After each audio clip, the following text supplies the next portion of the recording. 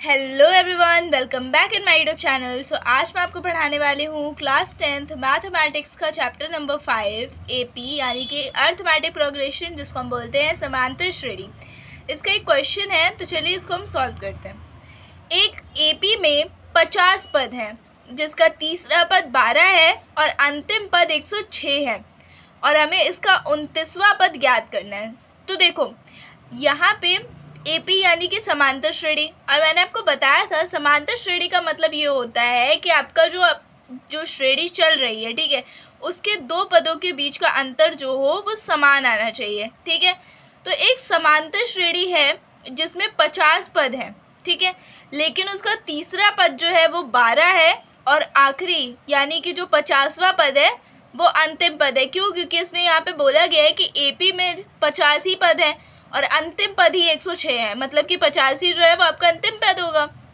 ठीक है, तो 50वां पद मान ले या अंतिम पद मान ले या nवां पद मान ले, तो आपका ये अंतिम पद जो है वो 106 है और हमको इसका 29वां पद ज्ञात करना है। तो कैसे करेंगे?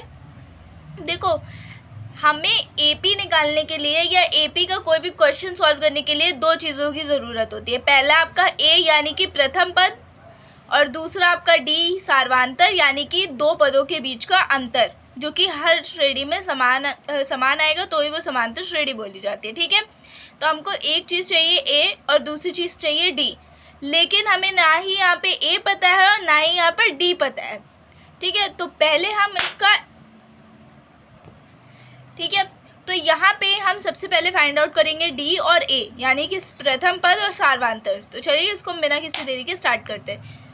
तो यहाँ पे आपको तीसरा पद जो है वो 12 दिया गया है। ठीक है, अब यहाँ पे एक फॉर्मूला होता है a plus n-1 into D, जो कि मैंने आपको बताया था कितना है 12।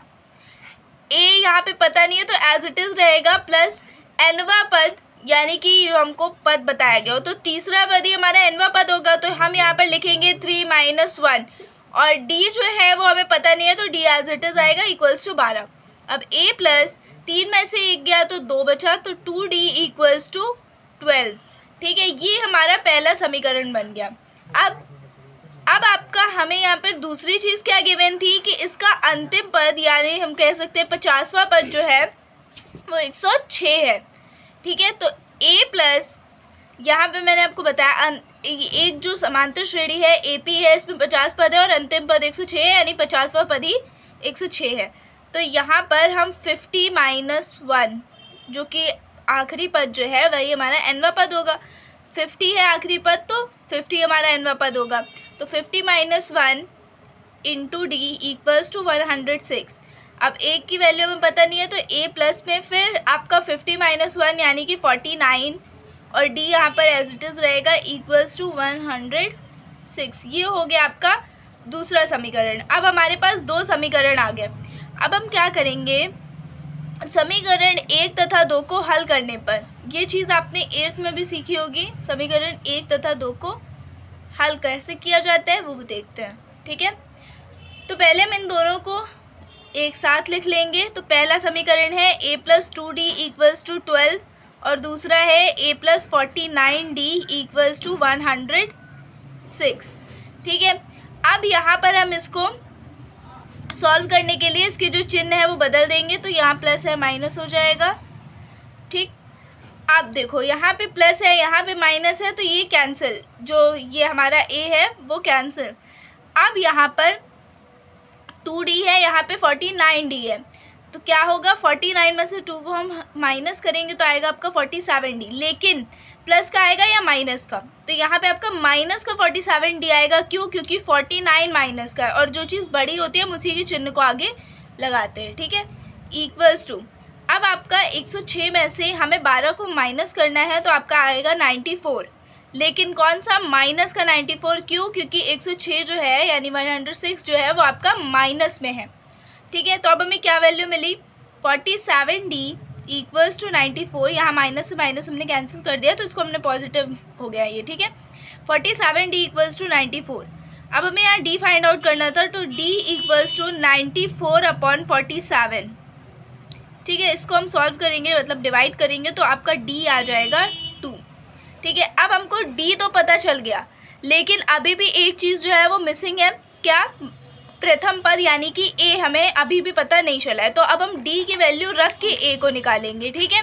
तो देखो गाइज, डी का मान जो है वो समीकरण 1 में रखने पर, जो भी आपको इजी लगे समीकरण आप उसका मान ही रखना, ठीक है।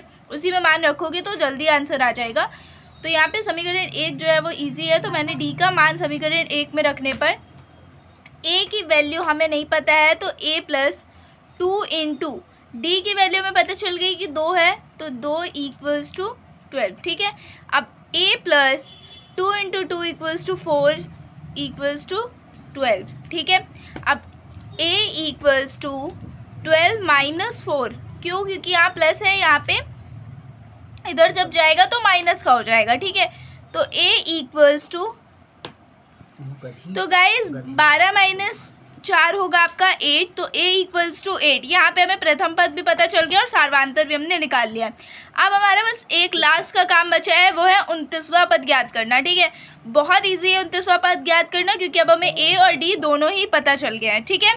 तो गाइज 29वां पद, इसका फॉर्मूला मैंने आपको बताया था कि AP का एक फॉर्मूला होता है a plus n minus 1 into D. Same हम उसमें मान रखेंगे, a का मान हमारा 8 आ गया प्लस n माइनस 1, तो nवां पद आपको क्या दिया है? 29 का मान पता करना है, तो 29 माइनस 1 और d। अब 8 प्लस 29 में से 1 गया तो आपका बचा 28 इंटू डी का मान आपका 2 है, तो हमने वहाँ पर 2 रख दिया। अब 8 प्लस, पहले हम इसको मल्टीप्लाई कर लेते हैं, तो 28 को हम 2 से मल्टीप्लाई करेंगे तो आपका आएगा 56, एंड 8 और 56 को ऐड करेंगे तो आ जाएगा आपका 64। तो यहाँ पे आपका पता चल गया कि 29वां पद जो है वो 64 होगा, ठीक है। तो यहाँ पे हमारा जो क्वेश्चन है वो एंड होता है।